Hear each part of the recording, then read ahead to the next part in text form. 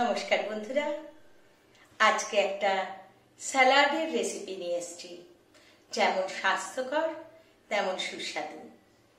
এখন পুজো আসছে, অনেকেই ডায়েটে মন দেবে, সেই জন্য এভাবে যদি একটা স্যালাড বানানো যায়, খেতেও ভালো লাগে আর ডায়েটও হয়ে যায়। তাহলে চলে আসুন, দেখে নিই আমি স্যালাডটা কি করে বানাচ্ছি।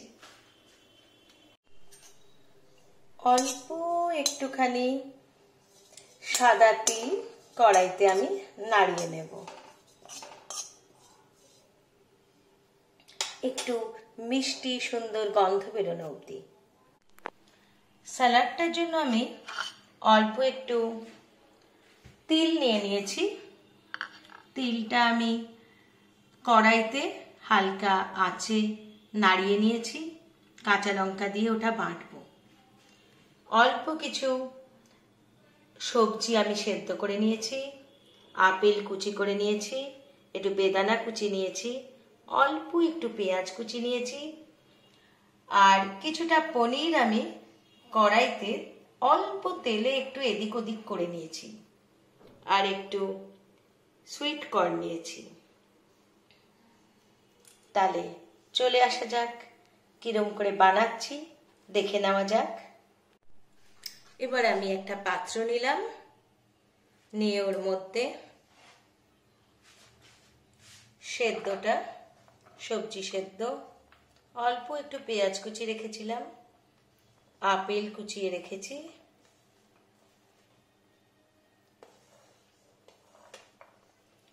একটু বেদানা,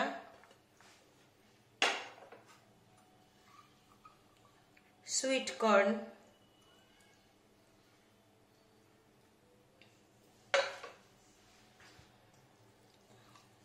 অল্প একটু পনির ঝিরিঝিরি করে কেটে নিয়েছি, যাতে সবার মুখে পড়ে।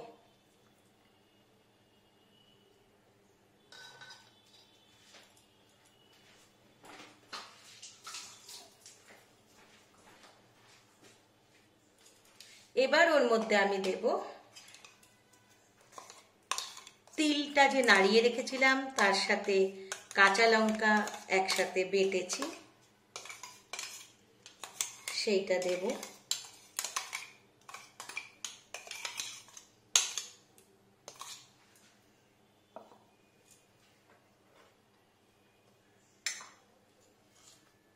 স্বাদ অনুযায়ী বিট নুন দেব,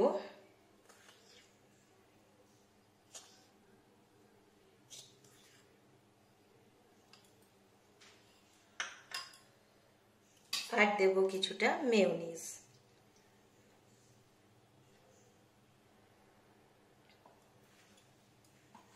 এবার আমি হাত দিয়ে ভালো করে এটা মাখিয়ে নেব।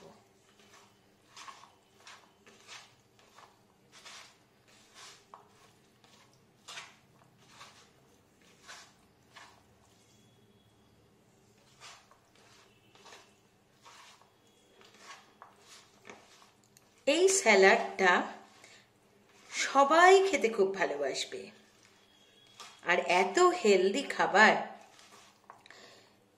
যে বলে বোঝানো যাবে না। সব রকম পুষ্টিগুণ এর মধ্যে রয়েছে। অবশ্যই একটু মুখে দিয়ে দেখে নেবেন নুনটা ঠিক আছে কিনা। অসাধারণ। আর তিলের জন্য খুব মিষ্টি একটা গন্ধও বেরোবে। তাহলে আমার স্যালাড তৈরি। আমার স্যালাডটা এরকম দেখতে হয়েছে। ভালো লাগলে অবশ্যই শেয়ার করতে ভুলবেন না, লাইক কমেন্ট দেবেন। নমস্কার।